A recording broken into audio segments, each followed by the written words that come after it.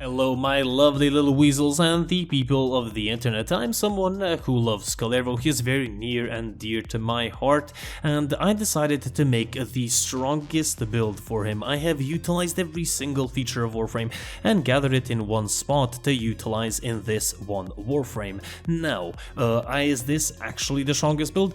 I honestly don't know. I'm presuming it is, but the judge of that is going to be you guys. So, without any more dilly-dallying, let's quickly get into his passive and abilities and then cover the build. His passive being that you gain 75% heavy attack efficiency and 100% heavy attack wind-up speed, which is very good. Now, he also does gain a combo through his other abilities, so that's very good, but we're gonna talk about that a little bit later. Now, Wrathful Advance is his first ability. Basically, you tap this button, teleport instantaneously to an enemy, do a heavy attack, and then increase your critical chance, and this will last for a certain duration. This is a very nice, and you can also hold this ability to just randomly teleport somewhere and gain the buff as well, so that's pretty cool. But this can actually be used for fast missions as well, which is pretty cool, and he gains a lot of damage, as you might be seeing in the gameplay in the background. Recompense, second ability. Daggers swirl around you, sort of like Baruch, but these do not protect you. No,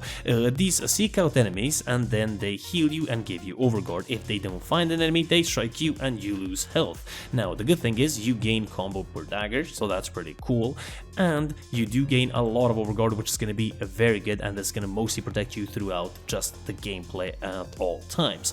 Collective Curse is his third ability. Now, you throw a curse in front of you in, I guess, in a wall shape, I guess, and then all of these enemies get linked up, and then they get basically, you strike down one enemy, all of them die because of the 100% damage redirection. This is a very good ability. You do also gain per melee strike, you do gain combos, so that's pretty good, but we're not going to be utilizing that a lot. Something that we're also not going to be utilizing is his fourth ability, which is Storm of Ukko. Now, it does summon like a field where, you know, little daggers fall down. They do slash damage, increase your melee combo counter. Cool, fine, dandy. No, we want more damage, baby, and that's why we're going to be using Roar. Now, Roar is going to increase the damage of our weapons and also of our abilities, which is going to be very juicy. Now, you may be someone who doesn't have Arcane Energize, and this build will require it, and I will say right now, but you can also use Nourish. Nourish is a very good substitution, and I'll explain how it works out a little bit later, and you can watch the gameplay in the background, see what you think of the Nourish build itself. So,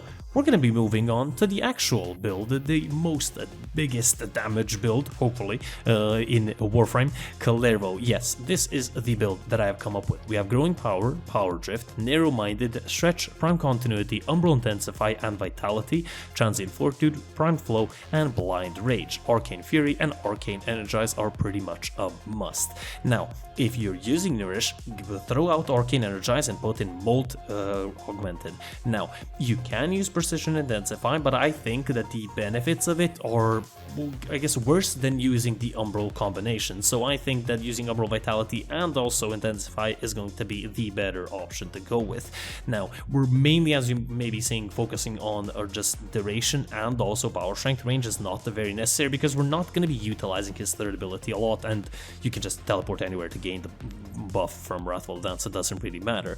But everything else on the build stays pretty much the same. The only difference is, as I said, Molt Augmented and Arcane Energize change out when you have Nourish. But something that I do not recommend you guys change is going to be the Archon shards. Now, you might not have them. If you do, use red ones, but I have 4 Tau Forged purple Archon shards and 1 yellow Tau Forged, just because, you know, it's the game weasel. I love a little bit of, you know, utility, not pure damage, but if I were to go, I think that would be even bigger. So this is basically the shards that I run. I have grinded for the shards for the past couple of days, so it's been very hard to get them, but I thankfully got them, and I'm very thankful for that. Now, as you might know, your melee damage on your melee weapons is dependent on your combo counter. How are we gonna keep that up? Well, we're gonna be using Nermon, Power Spike. This is gonna keep our combo counter and decay it instead of fully disappearing. And Opening Slam is going to be pretty good to have. Now, this will allow you to basically slam from your operator into your Warframe and gain additional melee combo, which is pretty good, but you can utilize this a little bit less. What is also gonna keep our combo counter is the melee weapon of choice. choice. Now the melee weapon of choice is going to be the Ceramic Dagger Incarnon, same as my last build, but this one has been changed out a little bit. And what do I mean? Well, this is the build of the Ceramic Dagger. It is a prettier and simple heavy attack build. We're just going to be focusing on just killing as many enemies as possible. Now you may be wondering, why is it firing off some spectral daggers? Well, that is the special trait of this Incarnon. It basically gains a lot of heavy attack, I guess, buffs like wind-up speed and also damage. And the very good thing is you fire off this dagger, which basically turns you into Baruch, who does hundreds and hundreds of millions of damage. So you might be asking, what are the actual evolutions? Well, here we go. The second one is very important, which I do recommend you definitely take, and I will mention it. It basically on primary kill, your initial combo goes by 1, and this can stack to 100, and that is going to be very good. The fourth one can be changed out either for status chance or the third one, red right hand. You can use either one, but I think the critical chance is the best option, at least in my case, but it is fully dependent on you. Now, if you're going to be using the Ceramic Dagger, then Corrosive is going to be your better option, and if you're going to be using Nourish, because you already have Viral, so that's pretty good. But you might be, noticing that little Panzer is running around the place. Well, that is our pet of choice. Now, why the Panzer?